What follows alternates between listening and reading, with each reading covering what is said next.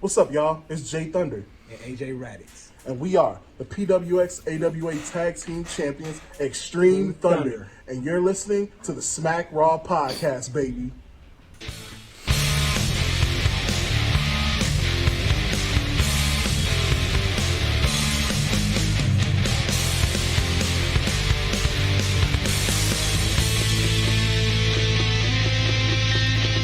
Hey folks, welcome to the Smack Drop Podcast, a wrestling recap show where we cover all your WWE, AEW, NXT recaps, reviews, pay-per-view predictions. It's your regular Monday host, Kyle and Vince. How's it going, everybody? Yo, what's up, everyone? I just did my best Crime Time intro impression, and I wasn't planning on doing that, but... You didn't even... It sounded like you put, no effort into that, man. You gotta say it with your chest. Say it with your chest. No. It's behind us. It's behind us. We move forward here on the Smack Rock Podcast. What's done is done. Yeah, man. But I am doing good, man. How you doing, man? I'm doing all right. I'm a little under the weather. We were talking before the show. I know. I can't get out of second gear. No, it ain't that. Ain't nothing like that. But I'm about half a gallon of coffee down, got some breakfast in me, starting to turn the corner. Should be all right. Hey. Should be all right. I'm not going to make up for the fact that I was watching the show sick last night. Mm-hmm. So memory's still a little foggy. I'm going to lean on you. I'm going to lean on Vince. Sure. But hey, like I said, from the feedback that we got, man, Vince is like our most... No, I wouldn't say you're our most beloved because we have such a wide cast of characters. Everybody gravitates towards one of to the hosts. Yeah. But sure. Vince, you're well adored, so people will be happy to hear you taking the lead. Listen, guys, we're let's get the plugs out of the way. We're a wrestling recap podcast. You can find us on Stitcher Radio, Podbean, Spotify, Google Play, and Apple Podcasts. Of course, we're on YouTube as well. Just surpassed 100 subscribers this week. I will be shilling out 20 of my own dollars to get a digital copy of Cats for Vince to... We'll figure out if we should do, a live, have you record yourself and I can edit the pieces, or we can get you to do, a 5-minute just rundown of how terrible it was. But if I'm shilling out $20, we owe it to the people that followed us. You can't be sitting on your phone the whole time while Cats plays in the background. Okay, so here's the thing. I like to play around, but when it comes down to it, to stepping up and taking my punishment like a man, I will do it. And here's the thing. I lost predictions, so I will take that punishment. We haven't done a punishment since Seb lost, and we made him a stand account on Twitter. But I will take that punishment, and I was actually thinking maybe we could do kind of like a live stream. Maybe you do a thing where you share your screen, and it's kind of like what we're doing now, but the crowd can see what I'm watching, and they can react with what I'm reacting, so they can see what's going on. Well, we could probably do that, but like I said, what we'll do is we'll make sure that one of the following episodes will have either a super cut of you reacting to the movie's worst points, or at least include a quick little rundown, have you kind of run down and critique the movie. But we're getting it done, folks. And by the way, you guys, thank you for the subscribes. But if you haven't yet, head on over to YouTube. Go ahead and click that like and subscribe. Definitely hit the notify bell so you can be notified whenever we go live, so you can actually chat with us while we're shooting the show. If YouTube ain't your cup of tea, excuse me. We're also on Periscope, which is also paired up with Twitter, Twitch, both the show's Twitch channel and my personal one, because screw it, whatever.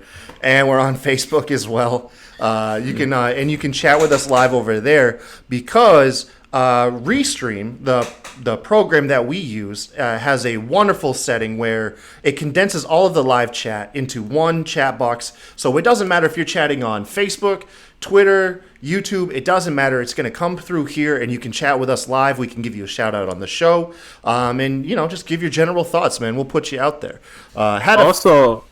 Quick little idea there. If you're like me, you're a PS4 gamer, and you have if you want to listen to the show and game at the same time, you can play the podcast on Spotify and play your video games during these quarantine times and listen to the podcast in the background. that's usually what I do when I start gaming. I'll go back and listen to one of our episodes, or go back and listen to one of the many amazing podcasts that I listen to, whether it's NBA or basketball or wrestling related.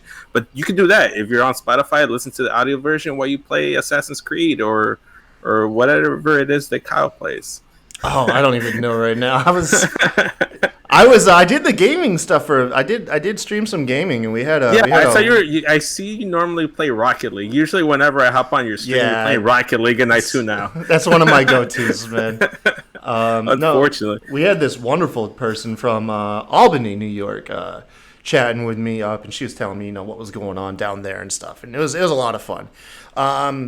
That's cool. Yeah. Anyways, let's get to and one more shout out to if you haven't already. I'm not much for trying to take eyes away from our product, so I'm not saying like listen to somebody instead, but maybe on the spare time, dude. I finally got a chance to watch and listen a little bit more of the New Day podcast, more particularly the Hot Chip Challenge where Kofi, Ed, and Xavier did that junk. I'm glad you brought up the Hot Chip Challenge, because that's Jay Thunder's punishment for losing predictions for what was it, TLC. So he still has to do that. And I saw on eBay that it's like $20-ish, and I was thinking that I'll help you pitch in for that. As long as we can do that, I'll go to his house or I'll bring him over to my place and we'll record like a live reaction video. I'll have a gallon of milk ready for the guy. I'll waste one of my many stored away gallons of milk in these quarantine times so he can go ahead and fulfill his predictions punishment. Yes, yeah, we'll get it done. Me and you, we'll chat after the show.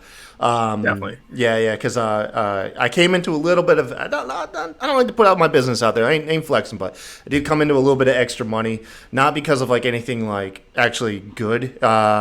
This music festival I was going to be going to, I already shelled out the money for the tickets. Right. Just got canceled. So, unfortunately, that sucks because I've gone every year, I think, for 8 years in a row. So, this is the first year I'm going to miss. And it's a bummer, but I got that refund coming. And let's just dump it into the show. Give it back for us and the community watching. We'll turn it into a positive. Man. So, yeah, definitely. So hot chip it is. We'll make Jay cry on air. I wonder if we can get him to go into heel mode while he's eating that chip. I want him to go into his very sophisticated gimmick that he has during the group chat. Yo, that is text only. That man, I'm telling you, no offense to Jay at all. I do not believe he can pull off an English or British accent. Well, he had two different characters. He had this golf playing characters that's supposed to be a sophisticated pompous heel, a Hunter S. Helmsley, but he would come out with. That's why he wears cargo shorts now, because it's a callback to his previous gimmick where he was just this stuck up golfer heel. So maybe he could do it. We'll see if he can. I doubt he can do it with a flaming devil chip in his mouth, but we'll see what happens. Well, like I said, we'll try to dump some tasks on him during the chip challenge. But hey, listen, we're about almost 10 minutes in. Let's go ahead and get to the meat and potatoes of the reason why you're here. By the way, I do see a couple of you guys are popping up in our live streams over the various platforms. Make sure to say what's up. We'll go ahead and give you a shout out on air. If you have any wrestling questions, Raw questions or comments, or even non-wrestling stuff, honestly, go ahead and throw it out there, man. Let's interact. We'll give you, like I said, a shout out on the air. But just keep it non-football related. I'm not good at that. I can't help in that. Yeah, it's all good. And be cool about never mind. Screw it. Anyways, it's just be cool, guys. Just be cool. So we're here to cover Raw, obviously. Yeah. Raw came out of the Performance Center once again and opened with Paul Heyman and Brock Lesnar. But before we get into it, we'll do what you like to do, Vince. Mm-hmm. And I'll let you go ahead and assign Raw an overall grade out the bat. I don't qualify to grade it because, like I said, I'm sick. So I'll let you go ahead. Okay. Well, overall, I like to be a little bit more of an optimist than most people, and I feel like that's something that could draw some more fans our way. It's I try not to be super critical of WWE or AEW or any product during these times because these are unprecedented times. I thought they improved on the show last week, so they get some points for that. They improved the production of the show, the way they shot the show. They changed the hard camera, which is something that I like. They took away the empty seats and put some more LED boards on the side. And like during the matches, yeah, like there was there was quietness there, but overall, I thought the show was very good, improved, and I'll give it like a solid B. It was a very good Raw. It felt like they were getting back into the swing of things of where they were before this whole crisis happened. Because before that, you and I both agreed that Raw was one of the best shows on weekly TV. Like it was up there with AEW and NXT as like in terms of content. They were doing a lot. And I thought they went back and fixed some stuff like the 24/7 title picture and like the way they did their promos and the way they shot the matches. I thought it all improved. I thought it was all really good. And even the replays I thought helped to build on the story that commentary or that specific person was trying to build on and gave you like examples. The matches were more examples for Brock Lesnar and Charlotte's dominance at WrestleMania as opposed to just, hey, here's this random match because we trying to fill out time. Yeah. And also big up, no Jerry Lawler on commentary last night. So it like that could just be like an A for Raw just on that alone. that improves a letter grade all by itself, man. I'll give it an A- just because no Jerry Lawler. Yeah, man. I ain't gonna lie, bro. Like I said, let me know, man, if you guys disagree or agree with us in the chat. Go ahead and go ahead and start pumping out your comments. But Jerry Lawler, man, he holds the show back, man. I believe there is an audience for him. I believe you have a lot of guys. 1998. Yeah, that's what I'm saying. Without insulting people, because they might be watching our show, and I don't want to take a shot at you, man. If you like what you like, you're allowed to like it. You know what I mean? And I've got no problem with that. Because wrestling, like any other performance art, is completely subjective. What you might like, I might not. You know what I mean? It's a variety show. With that being said, Jerry Lawler's trash, and yeah, man. And I believe his audience still glorifies the Attitude Era, and maybe still wants any semblance, like anything that can make you feel like we're part of the Attitude Era again. I believe that's probably his biggest audience, is people that pine for anything that might reflect that era of wrestling, which was a wonderful era. Don't get me wrong, but like anything else, man, time keeps moving. Attitude Era is rolling up on 30 years behind us, which, god damn, it makes me feel old. But, you know, you got to move on, man. And Jerry Lawler, unfortunately, like, I just don't see his place. I don't see his place in the current product, man, and with the current audience that you're trying to get. You're trying to get that 18 to, 49-year-old demographic. And I believe the people who want that Attitude Era, man, they're at the ass end of that demographic. So I don't know. Maybe I'm maybe just thinking too hard about this, but yeah. And here's the thing: it might not be that. It might be some people that are lingering from the Ruthless Aggression era because he played a big part. Him along with Jim Ross as being the voice for Raw during that Ruthless Aggression era too. That's true. You know, that's why a lot of people gravitate toward AEW right now. Like they brought in Taz and they brought in Jerry Lawler, two voices that they recognize to help bring in some of those people that left during the Ruthless Aggression era. Because I feel like that's when a big bulk of like the hardcore fans left. Yeah. But let's dive into Raw, man. Because I mean, there's nothing too much to like start off the show. It was a standard Brock Lesnar Paul Heyman promo, but like I was saying, they changed the hard camera, and I felt like it did wonders. Yeah, and not to mention, Paul Heyman had to change his tone as well because he's not playing off the audience.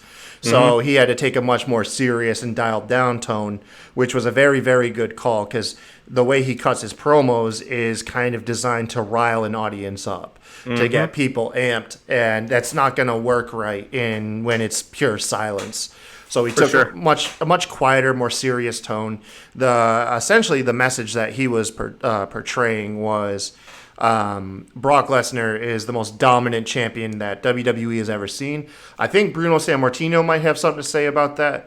But with that being aside, he kind of runs down Brock Lesnar's track record and, taking out John Cena, taking out Seth Rollins, taking out the best of the best. And so now you have the new challenger, Drew McIntyre, which essentially is just going to be another notch on Lesnar's headboard. Yeah. That's the way Heyman framed it. It's like Drew's going to be one of many people that failed. He's just going to be another guy. Yeah. Which, like I said, it was nice. When you have, we're on probably like the 600th Paul Heyman Brock Lesnar promo. It's hard to recreate this. You know what I mean? They're not going to recreate the wheel here. We've heard pretty much all this before, but it still has a place. And the image of Paul Heyman standing next to Brock Lesnar is always going to be iconic. You can freeze frame almost any time those two are in a ring together, and it really captures a era of wrestling. You know what I mean? It's always going to be one of the iconic images, and we're lucky to have it because Brock Lesnar is like a once in a generation, maybe once in a lifetime guy. For sure. I started to appreciate him more last night. I mean, I always kind of like Brock because there's like bits and pieces when he's having fun and he's invested in something, even if it's something silly and goofy like the R-Truth stuff or just him playing off Shelton Benjamin at the Royal Rumble. Like, yeah. I really appreciate Brock Lesnar and I like him. And I remember why I was so amped up for him when he returned back in 2010. And last night, like, I liked what they did. Like, they met like John Cena, Seth Rollins, two guys that he destroyed at the same match. And then they go and replay the Royal Rumble 2015 match. And they showcase why Brock Lesnar was so good. And that was a very good match to go I was about to play. Say, damn, that was because not only... Because, like, one, it's a very good match to showcase the Brock Lesnar's dominant because he took out two of WWE's top talent that they've had within the last 10 years or so. And it's just, it's a great visual, and it played on to what Paul Heyman was saying, is that Brock Lesnar is the most dominant wrestler. And, he ended the Taker streak. So ever since that, he has some cat shit. So it lended some, like credit to, like, what Paul Heyman was saying, which is what I thought was good this week, is that they used the replays to back up something that the wrestler or the manager was saying. Yep. Yeah, absolutely. There's really nothing else to add to it. Mm-hmm. It's smart whenever, you play off the back of the promo, and then you air, if you're going to air a old match, have it play into current story. So no complaints there. And then not to mention the match itself is a damn good match. I forgot how great that match was. Yeah. Also, too, it was two matches, yes, but they also told us, hey, we're gonna play the match from Royal Rumble 2015. I don't think they did a good job of communicating with the audience last week that the Royal Rumble match in its entirety was gonna play. Maybe it felt like, obviously we didn't see that happening, but they just made it seem like it was loosely, we're just gonna recap the Royal Rumble match, like a small, like 2 to 5 minute replay of it, but they showed the entire thing, and it was like an hour and a half almost with commercials. So I think that's what ruined the show last week, was that they went into an Edge promo, they went into the replay, but that replay of the match was like half of the show. So this was good. Like, I think it was like close to like the 50-minute mark of the show when this match ended, and they went into commercial, and they came back with AJ Styles and the OC cutting the promo on the stage, which was different because they didn't go all the way to the ring, because there's no need to go to the ring because there's nobody in attendance. So that was smart. They did that twice. They did that with the OC, and they did that with Randy Orton, where instead of going all the way into the ring to cut the promo, they went ahead and just stayed on the stage because, what's the point? And the backdrop of like the Raw setup, the stage, actually lended more to the presentation. And especially when he brought up the Undertaker Tiger video, he was right behind it, so he could like kind of use it, kind of like a giant giant board, like a college instructor. He's like okay, so see right here, just kind of like, it brought me back to my youth when I was in 8th grade, and they would bring down the little like white screen and the projector and start showing us a video. I felt like that was the setup that they were going with, and maybe unintentionally. I couldn't take this promo seriously. AJ Styles. I don't think it was intended to be taken seriously. AJ was out there kind of being loose and a little bit funny. I liked that. So I have some good thing. I'm really rough on this, but it led to something kind of cool, selfishly for me. Okay. But AJ's out there, and what I didn't like, other than the fucking Undertaker Tiger picture, God damn it, Undertaker, why do you keep doing this, man? Like, you're the last. You're the last damn thing, like, force for kayfabe. And if you are letting it go, it's gone. Like, but with that being said, because that's actually a really hot take. I don't mean that. Actually, says, I would like to unpack it. Not right now, but that's something I'd like to unpack at some point. AJ says that he wants the dead man. He doesn't want this version of Taker, the pussy whipped, Michelle McCool loving, save the wildlife Taker. He wants dead man Taker. Doesn't he call him the Tiger King at one point? I think so, man. Man. We should not be laughing at Undertaker. We should not be laughing at this man. But anyways, wrestling's silly, folks. Let me ask you this question: Would we be laughing this hard at Undertaker if he was doing the exact same thing, but he had retired like a couple years ago? Oh yeah, we'd still be laughing. Really? We'd still. I feel like be not laughing. as hard because it wouldn't be brought into the storyline, but I think we'd still be laughing because look, supposedly after he retired against Roman Reigns. The very first thing he did was he went on like Periscope or some other platform and started talking about how it's like this black and white video, how much he loves like Kenny Chesney or some other country music star. Like literally like 24 hours after the death of Undertaker, the man's on there. Yeah, I really like Kenny Chesney. I think he's got music for everybody. And I'm just like, God damn it, Taker. Give us some time to grieve before you just go Honestly, straight old man. I thought that was a great way to end it. You know, he passed the torch to Roman Reigns. It's his yard now. I felt like it was a perfect symbolic way to end the Undertaker. But money. But think about this. That Saudi blood money. Saudi blood money, I think, is what first brought him back. But honestly, the mystique of the Undertaker for me kind of ended when he went to go visit the Cleveland Cavaliers, and he kind of looked like a mannequin. That's when they ruined it for me. And then LeBron James didn't even want to like meet him because he knew it was just like a marketing scheme to like get some publicity for WWE. That's all it was. But going back to the promo though, Boneyard match. Yeah. So what do you think, man? Well, I think it led to something pretty cool for me personally. So he says he challenges Undertaker to a boneyard match, and he references burying. So I think this is going to have some resemblance to a Buried Alive / WCW graveyard match, which one of my childhood favorite wrestlers, Vampiro, took part in. That was the very first thing I saw. So I retweeted what you said. What's a boneyard match? And I retweeted it and commented, is that something that like Vampiro did back in the day, wrestling in graveyards? And Vampiro jumped in the comment section and the man himself and said, the more the better. And I was like, It was cool. You dropped that in the group chat and I geeked out. Yeah, man. I was like, because Vampiro is awesome. Whether it was his old character, him commentating on Lucha Underground or AAA, or cutting farts that the mic picks up on Triple Mania. Everything about Vampiro is awesome, man. Like the dude's a badass. Yeah, definitely. Wrestling Podcast says Undertaker has ruined my childhood within the past 3 years. Listen, man, I'm sorry.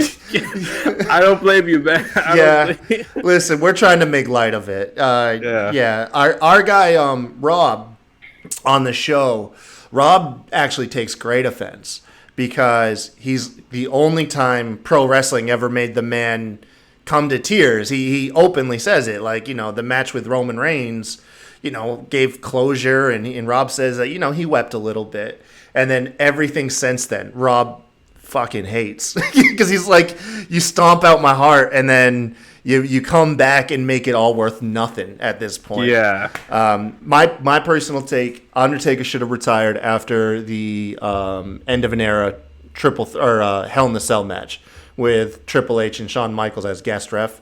That was picture perfect Undertaker.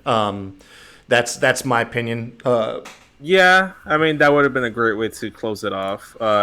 He did also have a really good match with CM Punk the following year and WrestleMania 30. But nothing reached like the peak, though. Here's the thing. Had they had that end of an era match at WrestleMania 30, I felt like that would have been perfect. But I feel like they just wanted to push Taker to like that number 30 because they wanted to sell that 30 at the WrestleMania. Yeah, I think that's all it was, man. Unfortunately, but going back to the promo, the Boneyard match, I agree with you. I think this is a PG way to say a Buried Alive match because we got to remember this is PG. The last time we had a Buried Alive match was what, like Ruthless Aggression era before we went PG. which Undertaker has a terrible track record in. By the way, yeah. Which gives me hope that maybe AJ wins this, but I doubt it. No, like I hate to say it, man. I don't think Undertaker's ever gonna lose again. I think Undertaker is done losing. He's gonna go out probably on some random ass non-closure. Remember the feeling Kurt Angle's final match against Baron Corbin? Mm-hmm. That's going to be the feel for Undertaker's last match. I think he went past that. I think he's way past that. Honestly. But what I'm saying is there's not going to be any semblance of like closure. I feel good about it. It's going to be like no matter what his last match is, everyone's going to be like, it's garbage. That was his last match. Mm-hmm. But anyways, his career isn't in the wet part. Yeah, what's up next? We had Angel Garza and Andrade backstage. Angel Garza doing the best he damn can to make Charlie Caruso blush. In this they were trying to drive home the ladies' man gimmick with him, like giving Charlie Caruso some hard eyes every time he talked to her. I couldn't tell if she was really digging it or if she was just like doing her damn best to act like she was taken back by the man. But I thought it was hilarious.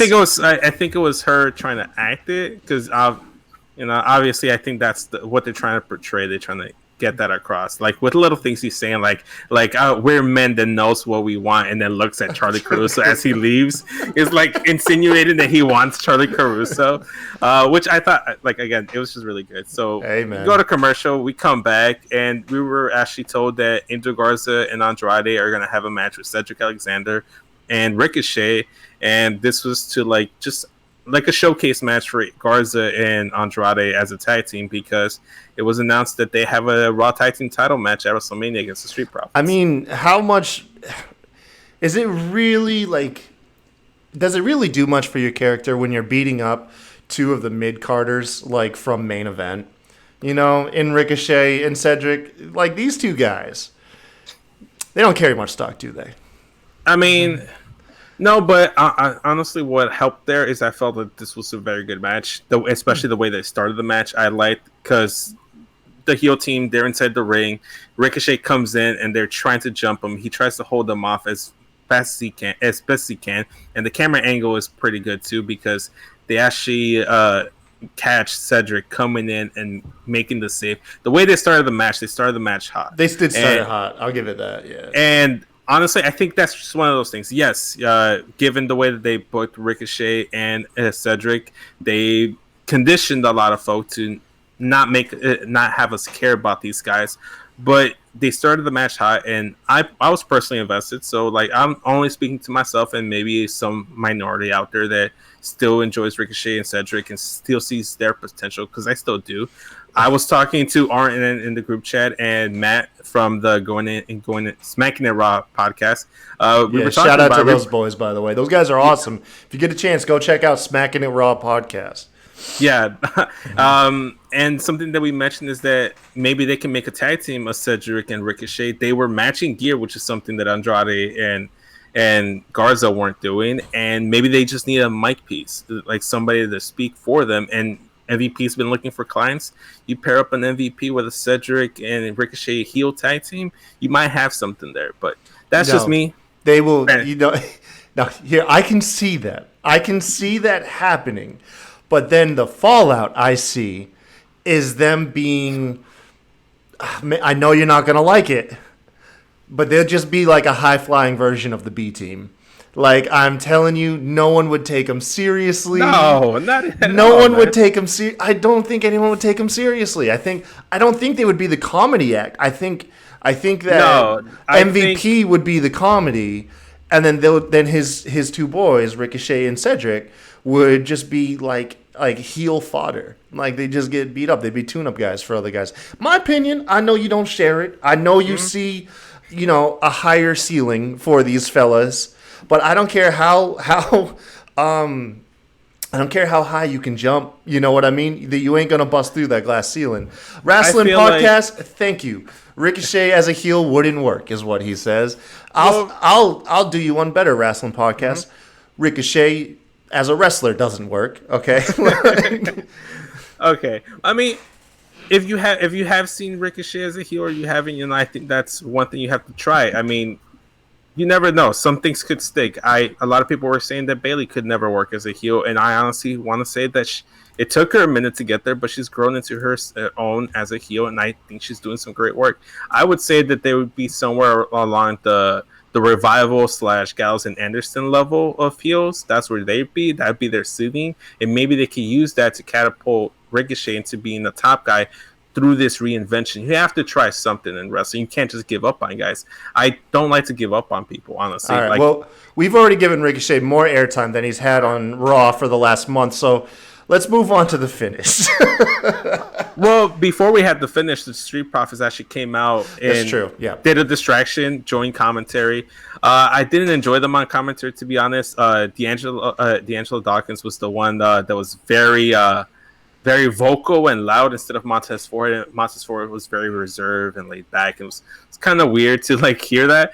But going to the finish, it was I think it was a botch finish. I don't think it was supposed to end off Andrade's Judas effect, and that's what happened. He knocked Cedric out cold, and he didn't kick out initially, or it was just a botch kick out, and then the ref just called it. And it's that's the match. Yeah, that's a dangerous move to take, man. I know wrestling is choreographed to a degree, but like I said, if you watch any type of MMA, and you get into the sport of MMA, you realize some of the moves that these wrestlers throw have a very, very high risk to them. If they're thrown wrong, can be extremely devastating. I said that about what's his name over on NXT?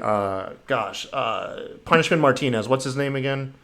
Damian Priest. Damian Priest, thank you. Did I get the name right? Punishment. Was that his name beforehand? Yeah. Okay. Good job, man. Good job. I'm very impressed. Yeah. With his damn kicks and stuff, and then that spinning elbow, man. If that's done wrong, dude, you're going to sleep. No doubt about it. That's why I've noticed that when guys take the move, they know to put their head into Andrade's shoulder and not to move their head away from the body. Oops. Yeah. But they have to throw their head into the body, because if you move your head away from him, you catch that elbow, you're going to sleep. But yeah, Ricochet, the ref counted a 4 count. And Ricochet kicked out at 4. Cedric. Cedric, excuse me. Yeah, Cedric kicked out at 4.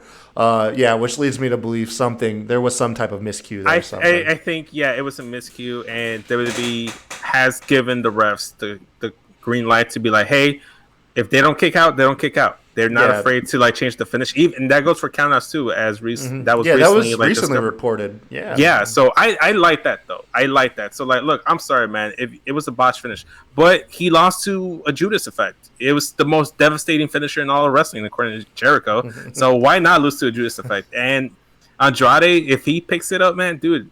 Like looks vicious. I'm sorry, Jericho. He should stop. It's the equivalent to John Cena's STF. I still say, man, that one he threw at Darby doing the suicide dive. Yeah, one out of like a million Judas effects. Come on, man. Looked like he killed him, man. Stop it. Oh my god, ridiculous. The slow mo on that. I want to get a phantom cam of that, dude. After the match, though, Andrade got into the turnbuckle. He was jawing at the Street Profits, who were on commentary, and they go back and forth and leads to a brawl. Andrade and Garza, they scurry off, and it was announced that Street Profits actually have a match, and they're in action next. And it was against, I'm pretty sure you don't know two of your boys. Well, I know one of them was getting pissy with, who was it that was getting airtime? Like Finn Balor for a minute there? Johnny Gargano. Johnny Gargano. So yeah, I know of one guy. Yeah, so the guy you're thinking about is Shane Thorne. He was actually one half of TM61, if you remember them when they were tagging. I remember the name. But yeah, that's about it. Yes, and the other guy, Brendan Vink or whatever, he was actually a Performance Center guy. As far as I'm aware, he has not debuted for NXT TV. So this is actually TV debut in general. I'm not going to lie. Looking at them in that empty arena, they looked like local enhancement talent. Like they did nothing struck me like, and no offense to them, I bet they're incredible guys, especially to be on NXT. You know, you got to have something.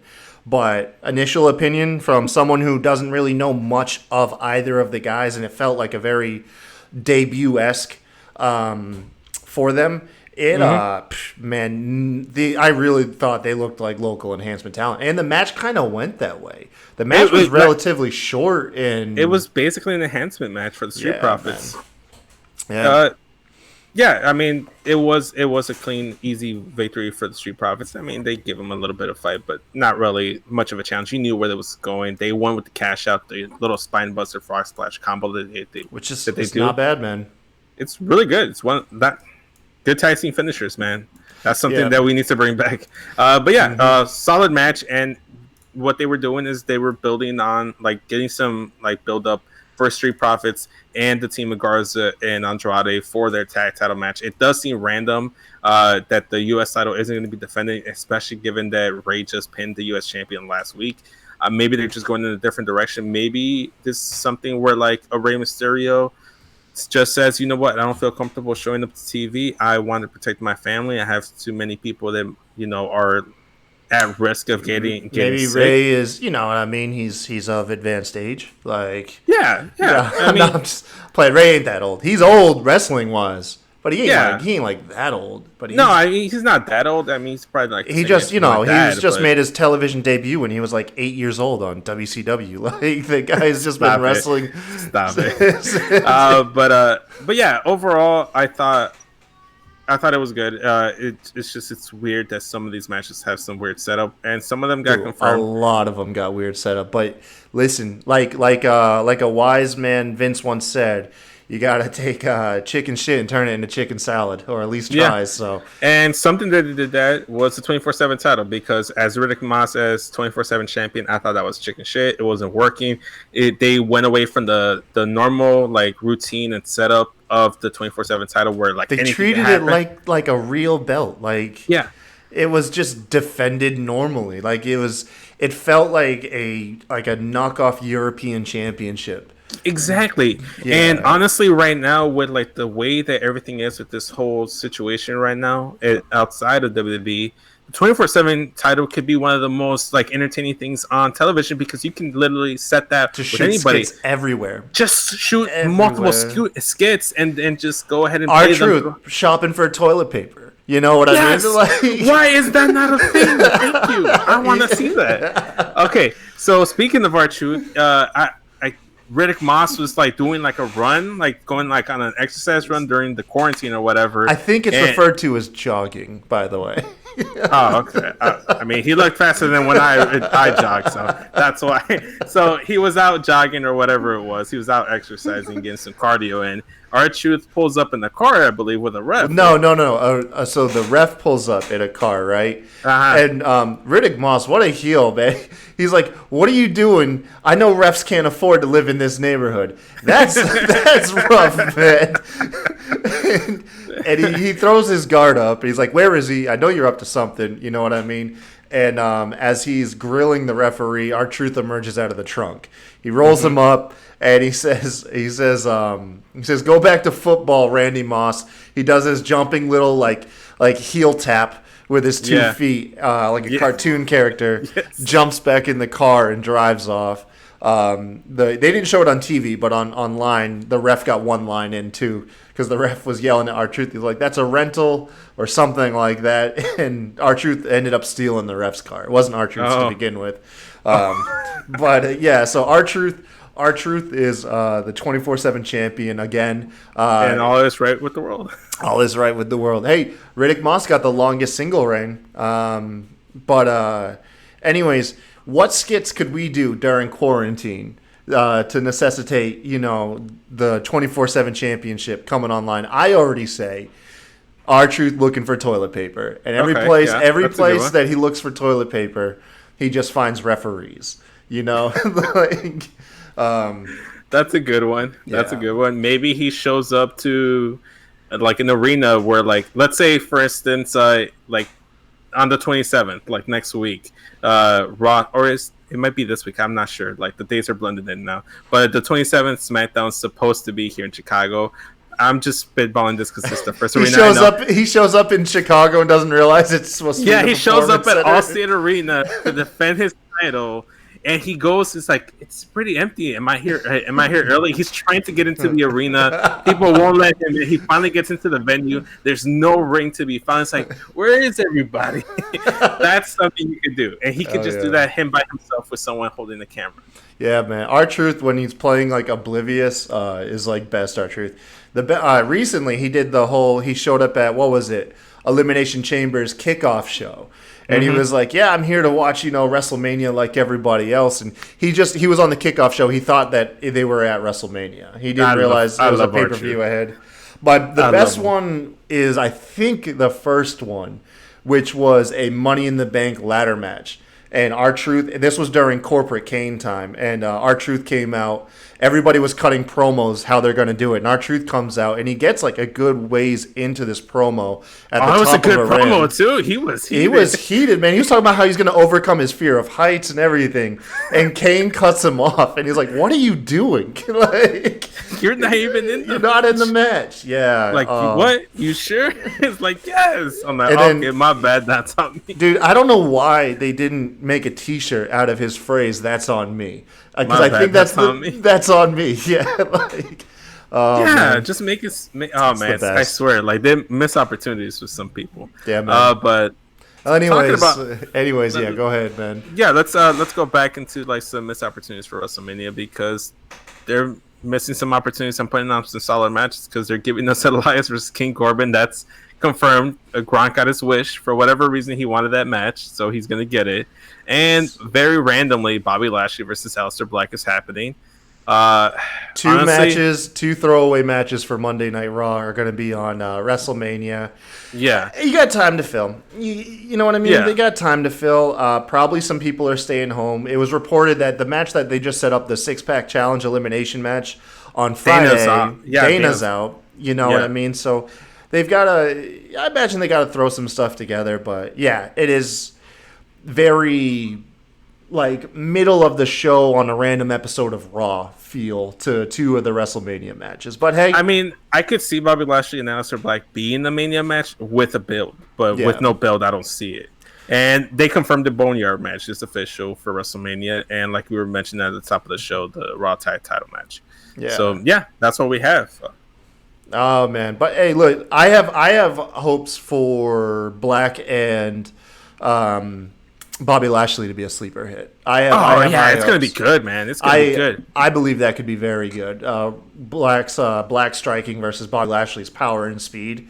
I think. I love it. Yeah, I bet that could be a fun match. If let me just put it this way: Aleister Black somehow give us a very entertaining Eric Rowan match. You trying to tell me he can't do that with Bobby Lashley? Bobby Lashley, who's arguably much more talented. No offense to Rowan.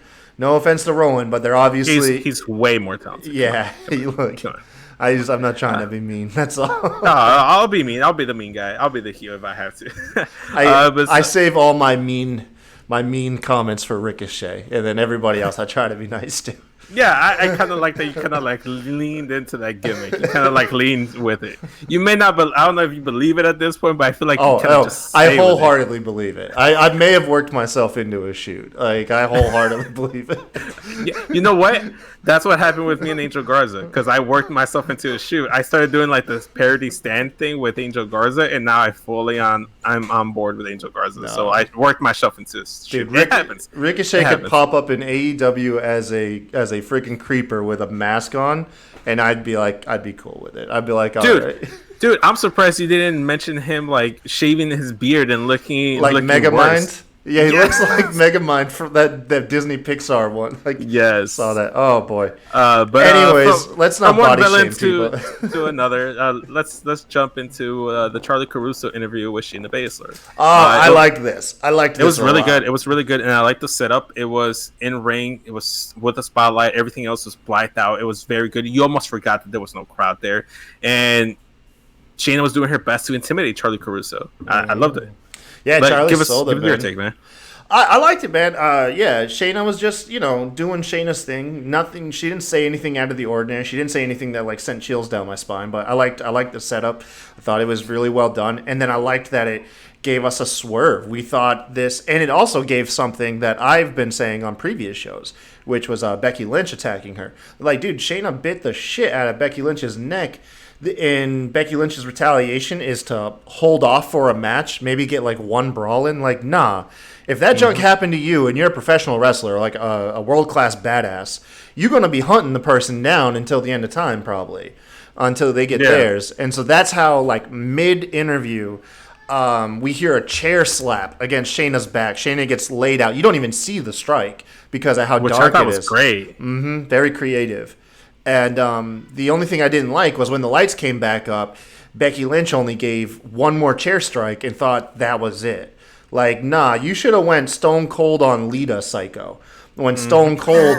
Oh, my God. Where'd you go there? Like, you should have got, like, 13-plus strikes in with that chair. I agree, but I didn't need to see that. Didn't need that visual in my head again. That got WWE banned out of Canada for a minute. Like, yeah, man. And, but that's the only criticism I had is like...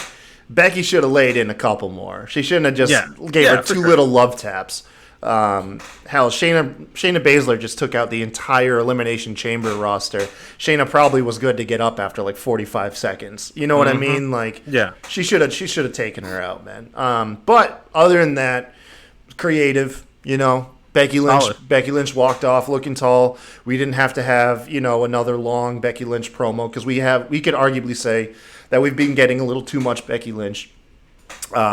So this was a great way to keep her relevant and and use her in a different capacity and use everybody in a different capacity. Charlie Caruso, getting used in several character building segments throughout the night. They're even using Charlie in a good role. So for sure. No real complaints here from my. Following that, we had the Aleister Black match. Squash match against a local enhancement guy, Leon Ruff. I don't know if he's a performance center guy or if he's a legit local enhancement guy, but it was just a squash match. I liked the beginning of it. He Aleister Black just kind of sized them up and then just did his cross-leg stance. They mentally psyched out Leon Ruff because he was like, "Get up! What is he doing? What is he doing?" And the quietness of no fans there really lent to the start of that match, and I felt really played into what they were trying to tell. So that match I felt was very helpful from the fact that there was no audience and you could hear the dialogue. Did you know that they just had this match on Main Event? The same match. It was with the same guy. Yep. Yeah. So Aleister Black, because I saw it on Twitter, and I saw the match on Twitter a couple days ago. Yeah. Which was just like this one, 20 seconds long. It was just he lays him out instantly. And so when I saw them in the ring, I legitimately thought they were just airing the replay from Main Event. It took me a minute to realize, oh no, they literally just paired them up again and did the same exact thing. Because I eventually... it popped up on Twitter this morning when I was scrolling through it, and someone had shown it side by side. That they did this on Main Event. Send me the link to that. I kind of want to see that. Yeah, they did this on Main Event and then just redid it on Raw, which was nice. I'm not complaining, but it was kind of like an Easter egg if you actually watch Main Event, which I do not. There's maybe a 5 to 10%, if that. I might be generous that watch Main Events. Yeah. So here's the thing. Honestly, I saw a lot of people complaining that Aleister Black was on Main Event. I was like, what are they doing? Why is he on Main Event? Look, man, you got to understand that right now with the way that they did Raw, I'm pretty sure that match was supposed to happen at last week's Raw. Yeah. But because the time constraints, they didn't fit it, and at last week they didn't want to do too many empty arena matches. Last week it didn't really work. And here's the thing: you got to keep these guys on TV. Paul Heyman is high on Aleister Black, so look, it's not ideal, but he put him on Main Event because at least he's on TV. You're gonna showcase him on TV, and then for the 90% that didn't watch Main Event, he's on TV this week. So no harm, no foul. I don't think it's an issue with wrestlers appearing on Main Event, especially if they're the ones winning the match. It's an issue if you're on Main Event and you're losing, but if you're on Main Event and you're just getting squash matches, it's fine. Yeah, that's actually where Aleister got his WWE main roster debut. Those of you that may not know, he was on a squash match against Kurt Hawkins on a random episode of Main Event. That's crazy. Yeah. I bet I wouldn't be surprised if the majority of the ratings or the majority of people that watch Main Event are just people that fell asleep on Raw watching Raw on Hulu, and it just auto plays the next episode, which is probably Main Event. Speaking of fall asleep, I think you fell asleep during this next segment. Thank you. Yeah, I did. Which was Kevin Owens coming out, calling out Seth Rollins. He answered his challenge. He was saying that, but Seth was nowhere to be found. But he heard that Seth was here in the building tonight, and he's like, "Seth, come out, answer this challenge." So before you fall asleep, tell us what you remember about this. Thank you. Yeah, so I was coming under the weather a little bit last night, and just started to shake it probably during the beginning of this episode, to be fair with you. No, so I just honestly, man, I was half out. All I got out of this was, and I know you'll fill in the gaps here, but all I recall really is Seth Rollins comparing their track history. Kevin Owens came out to the ring, probably said something. I can't remember, honestly. And then I remember Seth Rollins came out and was essentially, I did all of these things at WrestleMania. I won, the Universal Championship at WrestleMania, and then I think he won another title. So he's running down his accomplishments.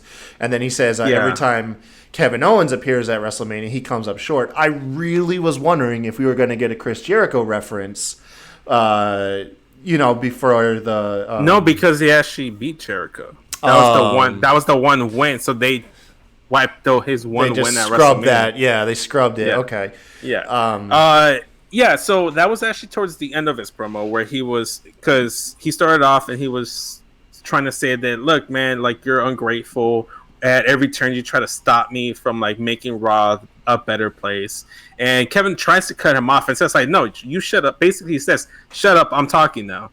Mm-hmm. And he was saying that he brought up, like, the PC, like, home field advantage that Kevin Owens claimed he had. It's like, yeah, I didn't perform here, I didn't, like, train here, but that's because this place wasn't here when I started. This place when I started, I didn't have anything. I had scraps. I had, like, a terrible, like, situation. But because of me, because of my blood, my sweat, this place was built. I helped build the Performance Center. I helped build what NXT is today. I helped build what Raw is. That's what I'm trying to do with Raw, and you keep cutting it and stopping me from doing that. He was saying that without Seth Rollins, you wouldn't have an opportunity. The reason why you're here at the Performance Center and we're able to train is because of guys like me, because I came in and opened up doors for you and many others to just come in and have this nice fancy facility and just go straight to the top and have these resources that I didn't have. He even went as far as to claim that he's responsible for the women's evolution. And I got where he was coming from. He's like, if I don't build up NXT and make it the platform that it is, the women don't have the platform to evolve and have their evolution. Which, look, man, he doesn't believe it, but Heel Rollins saying this is great, and I love it. And he goes on to what you were saying. He goes and compares his track record against Kevin Owens at WrestleMania. He says he won the WWE title. He beat Brock Lesnar twice. He beat Triple H. I think he mentions, I don't know who else he mentions, but he goes on to, like, list off his accomplishments. He punctuates it by saying, Kevin Owens, you can't beat me on your worst day. So what makes you think that you can beat me on my best? Implying that WrestleMania is his best day of the year because he's like the current best. Yeah, he's the current Mr. WrestleMania. Yeah, exactly. And I thought it was great. It was an amazing promo. It's one of the best Seth Rollins promos I've ever heard. And he left Kevin Owens, like, Steven Larson from Going to Raw. I was going to comment. Yeah, you're stealing it from me. Damn it! You got to it. They have this phrase called "cry face," when the wrestler, like, you cut a promo so deep that this wrestler looks like they're about to cry, and that was the closest that Kevin Owens has looked to cry face on WWE. Oh my god! No one ever lays into Kevin Owens, like, in a promo. And Seth Rollins managed to do it. I think my favorite use of cry face that the Going and Raw boys did was when they talked about when Cena was feuding with The Rock. Mm-hmm. And The Rock is normally used to being on Right. being the heavy promo guy. Yeah. And I guess like Cena just eviscerated The Rock, especially the one time where Cena called him out reading his promo on his arm. Like, I remember watching that clip and watching The Rock's face. And man. So, this was definitely one of those times where maybe even those scripted promos, they just cut a little too deep. And that or just some good acting, you know what I mean? But either way, I did get the gist of it this morning. You know what it was? It was very good. I heard that supposedly that with this whole thing, they're like loosening the reins on the promos and letting them be a little bit more bullet points and less scripted stuff. And that didn't feel like a scripted promo. That felt like something that Seth Rollins knew he had a promo against Kevin Owens, and he worked on that shit for like a whole week just to make, because that's something that you see in the indies and in other promotions. I'm pretty sure AEW does this a lot. That's why you have so many great promos in AEW, because they're like, okay, these are the bullet points we want you to hit them. Everything else is on you. Here's a producer. If you need him, you can work with whoever you want. You have the resources here, and that's how you can elicit genuine reactions. Oh my as well. Gosh, yes. Genuine reactions from the guys that you're cutting promos on. Seth Rollins, I like how you said that. He's probably been sat down for a week like, I am going to destroy this guy on Raw. Dude, I've never seen Kevin Owens get destroyed on the mic since like maybe Cena. Maybe he might have one-upped them one time, but I've never seen him get destroyed like this. Not even Jericho could bring him to this level. Yeah, this is amazing. Like, kudos to Seth, man. He is really on the roll. I'll go back after the show and watch the full promo. For sure. The big punctuating point here is that he did accept the challenge, and it's official: Seth Rollins versus Kevin Owens at WrestleMania. And given that they were talking about Performance Center, hopefully it's like a Performance Center brawl where they're actually in the weight room area and they're just brawling, just like Tommaso Ciampa and Johnny Gargano. Like a Falls Count Anywhere match, essentially. Yeah. Something like that. Get creative with the fact that there's no crowd here. Yeah. So was last up? Did this lead right into Randy Orton, or what did we get after this? No. The last bit before that, they were bringing up the NXT title match between Rhea Ripley and Charlotte. They were talking about her dominance, and to prove that, they showed the WrestleMania 34 replay of Asuka versus Charlotte for the SmackDown Women's title, where Charlotte beat Asuka on the undefeated streak. And then after that match, they cut into a backstage interview with Charlotte Caruso again, and this time she's talking with Charlotte, and she lists her WrestleMania accomplishments and claims that she will be the first woman to win the NXT Women's title at WrestleMania, just like many firsts she's done. She retired the Divas title and brought in the Women's title at WrestleMania 32. She was the first to beat Asuka. She was the first woman to main event WrestleMania. So she was just listing off her accomplishments. And I tweeted this out, man. If anybody has missed WrestleMania, it's Charlotte Flair. Damn, I don't think she's another one. I was just gonna say that, dude. God, give me something I can do for the parts that I was asleep for. Damn it, man. I was gonna say, I was like, if Seth is Mr. WrestleMania, current gen, it would definitely be. Yeah, Charlotte would be Miss WrestleMania because she does, man. She is. She gets. I wouldn't all give Seth Mr. WrestleMania, but Seth for Charlotte for sure is Mr. Currently, no. Currently, Seth, no. I wouldn't say so. I have to go back and check, but maybe it might be Daniel Bryan. It might be Roman. Might be Roman. I don't know. When was the last good Roman? Well, I'm just saying he headlined like 5 of them. No, I mean, but Mr. WrestleMania wasn't about headlining matches. It was about big moments. Big matches. Show. Yeah. Big matches. So like, I don't know, man. Anybody that's watching the live stream, man, go ahead and drop it in your chat box. Who do you think is the current Mr. WrestleMania? And what's the criteria? What's the criteria? Yeah. Let us know the criteria. Maybe we'll make a top 10 video of it and who we feel it might be the top 10 Mr. WrestleManias. Just trying to bring out some content in these tired times. Yeah, man. When I'm surprised we're getting an hour out of this recap. But go ahead. So Charlotte cuts her promo. Rhea's not there, right, to offer any rebuttal. Okay. She might rebuttal at NXT tomorrow. Probably, yeah. Mm-hmm. But yeah, after that is when we go into the Randy Orton promo. Okay. Did you catch any of it, or no? I'm dead asleep at this point. I woke up during what's that show, Briar Patch or something? I was like, shit, and I just turned the TV off. Okay. Yeah. I was assuming that you might have just went back and watched like a clip on Twitter or something. No, this morning was me honestly just trying to figure out where the hell I am. I was so sick this morning. Hey man, it's like that most mornings. It's like that most mornings for most people. Jesus Christ. But overall, I mean, it was a very good promo. Another great promo from Randy Orton. I missed a chunk of it as well because I paused the show to go make myself a sandwich and came back to the replay of the WrestleMania Charlotte match, and I was like running close to like the top of the hour. I'm like, when is Randy coming out? That's when I realized I was on tape delay. So I fast forwarded and I caught some of the promo. It was basically called Edge a junkie. He said he lied about like calling Edge a junkie for like the roar of the crowd. He's not a junkie for the roar of the crowd. He's a junkie for his own ego. Adam Copeland is a junkie for Edge. You know, going into that he where was this? He brought up the fact that like what Edge was saying, that he was given an opportunity because of his last name. It's like, yes, I did get an opportunity because of what my last name was, but that doesn't guarantee anything. I wasn't given the world title. I earned that. I wasn't given I went from Randy Orton, this guy that with the last name Orton, and turned that into the Legend Killer, and turned that into the Viper and all these other characteristics, and he just became his own and earned his spot on top of the ladder, is what he was saying. Yeah. The gist of it. And he brings up how Edge said the difference between him and Randy is that he has grit.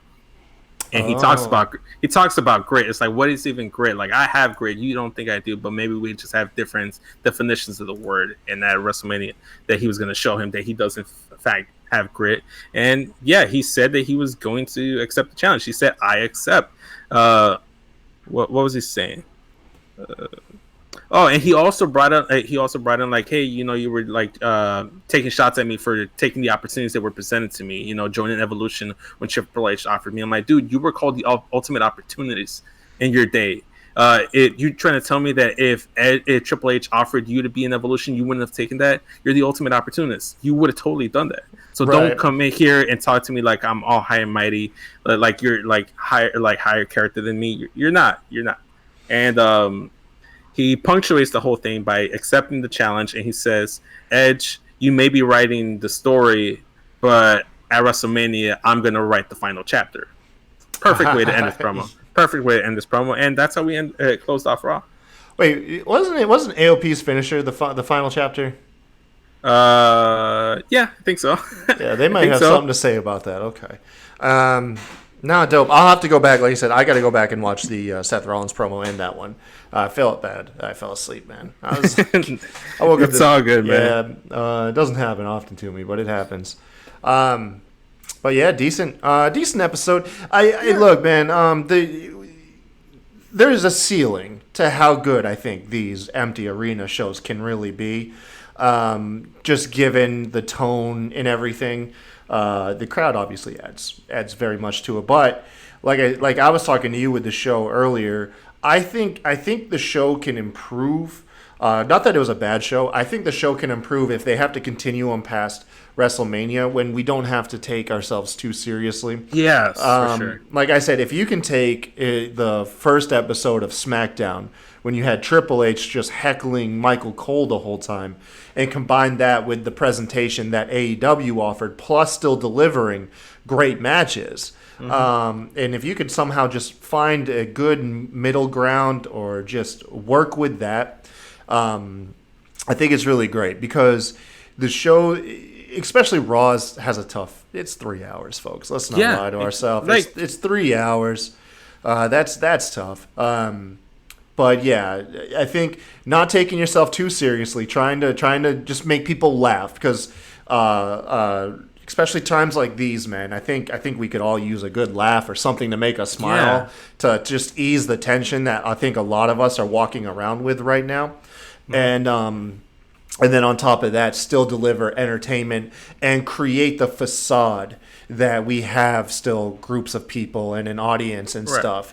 And I think through those things, you'll find that good escape that we really want out of our wrestling shows. Mm-hmm. They're doing the best that they can. And here's something I'm going to say right now is that AEW and WWE are actually, without them realizing, might actually be working together to build the best show that they both can, given the circumstances. Because you saw what SmackDown did. I'm like, okay, that worked. Then you saw what Raw did. Okay, that didn't work. Hey, so you. Thanks for saying what's up, man. Go ahead. Hey, what's up, dude? And then you saw NXT just decided to quit last week, and then AEW saw what SmackDown did. Okay, that was good. This is what Raw did. That didn't work. Let's change that up and actually have some more matches in there and less like dead time. And you saw the camera angle change that AEW did, and Raw's like, okay, well that worked for them, so we're gonna incorporate that. We need more wrestling and less of these long matches, and they incorporated the replays into the story that they were trying to tell. So I think, with that being said, I think NXT is going to be like, well, okay, so this is what this is what AEW did, this is what Raw did. We're going to try to get a blend of that, and I feel like all these shows, WWE and AEW, are going to unintentionally help each other out to produce the best show that they can, given that there's no fans in the crowd. I don't think that SmackDown and Raw are ever going to have like wrestlers in the crowd, but if any show does that, it could be NXT by having Performance Center like people that haven't debuted on TV as fans, because that's something that NXT does on the regular. And you could incorporate that into story too, because you're like, you guys are trainees. You know what I mean? What better training can you get than go out here, watch, you're scouting, you're learning just from being out here, you know? And so I could see that. Yeah, exactly. I don't know if I'm saying your name right, but he says, Salaz says, so much change, keep it simple. And I think that's what we're saying is, just focus on what we want. And like I said, I think keeping it lighthearted, trying to drop the serious tone, because I think most of our days right now are so serious that we need something to just lighten the mood. And then, like you said, keep it, and like he says, keep it simple, man. We watch wrestling shows for great wrestling. You know, honestly, the thing is that unfortunately we are in the heat of WrestleMania season. It's like a week. It's like next week, if I'm not mistaken. A week from this weekend. Yeah, a week from Sunday. Oh, well, Saturday, because they're doing Saturday and Sunday. Yeah. So it's like, unfortunately, it's that, because like WrestleMania and like these big pay-per-views have like this big heat stuff, especially with the Randy Orton and Edge stuff. You can't take that lightly. The John Cena, like Bray Wyatt stuff, you can't do any lighthearted stuff with that. Heard they're unless you do it on the Funhouse segment. I heard they're giving that the cinematic treatment. I hope so, man. Yeah, dude, I kind of want to see them like do a House of Horrors / Ultimate Deletion style, something like that. Vince calls up Matt Hardy like, "Hey Matt, you know, hopefully we're still on good terms. Can you come back for like 2 weeks and just can you help produce this match?" I don't get it, but apparently the people do. And right. Oh man, but overall, man, look. Honestly, I think they're making the best out of a worse, terrible situation. Both companies are, and I'm just glad they're doing something. I was very disappointed that NXT just tapped out last week and they said we're just doing like backstage stuff. It was terrible. It was a bad episode of NXT. You know me, I'm a big NXT guy. I will sit here and like take it to my grave. NXT over AEW, but no, AEW was better last week. Well, AEW, who expected them to hit as hard and as well as they did on their first try? But they had a chance to watch a couple episodes of the MT Arena and see the criticism, so they had a little bit of preparation behind them.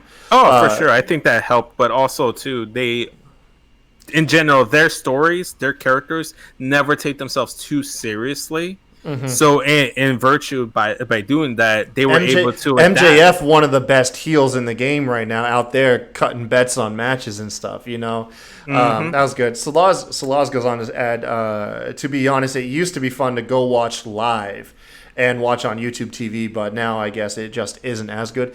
Hey man, they're in a rough spot. I mean, granted, WWE, we can be critical, like, you know, we could say that they've offered like a less entertaining product recently, but I'll say this, like, given the current landscape and where they're at, it's not like they're not trying. You know what I mean? They easily could just scrap everything and just do replays, the whole thing. I mean, they're trying. I'll give them that. But it's just, I wouldn't be surprised if somewhere down the line, if this whole thing gets a little bit more serious, they go that route. So I'm appreciating what we're given right now. Yeah, exactly. And that's the thing, is we don't really have much to get, so we should.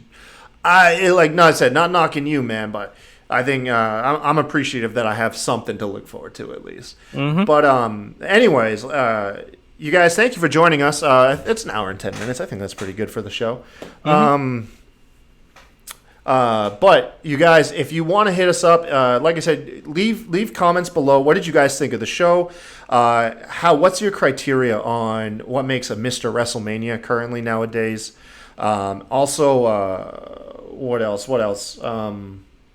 Dang, I had a third one. Well, anyways, just do you think Undertaker's gimmick should be rechristened into Tiger King? Tiger King. There we Tiger go. King. Actually, have him come out with a tiger. Tiger King Taker, man. Oh my god. Yeah, nipples out, braid, do rag, tiger. He's got the chain tassel from one nipple to the other. He gets like that tiger tattoo that Big Show has on his shoulder. Oh my god! Like he gets it like on his chest though, like on like one. And it's got Michelle McCool behind it too. Yeah, or it could be just like the drawing that Steve Gordon and Rod did it. Yeah, he just it's like the coloring page is tattooed on his chest now. Oh, someone needs to do that, man. Photoshop Steve from Going in Raw his picture that he drew. Yeah, his coloring book picture. Someone Photoshop that onto Taker as a tattoo, man. I think that would be awesome.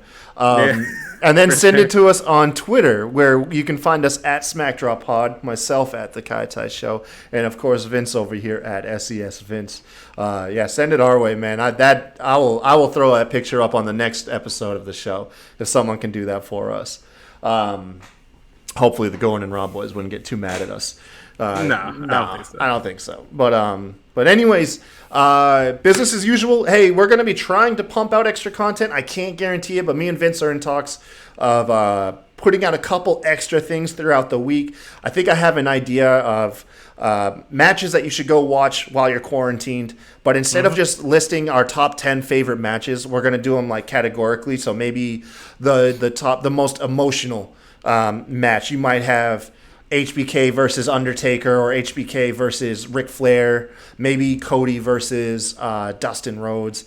We could have our favorite Money in the Bank match in there. We could have our what's our just most slam bang action packed favorite match, our most overbooked match, stuff like that. If you can, actually send us categories that you'd like us to try and grade and suggest matches based off of those categories. Yeah. Especially now with the network being free, limited access being free. So yeah, man. Got some time to kill, man. To kill. But until the next time, man, y'all have a good one. And wash your hands. Wash your hands, guys. And thanks for joining. Later. We'll see you guys.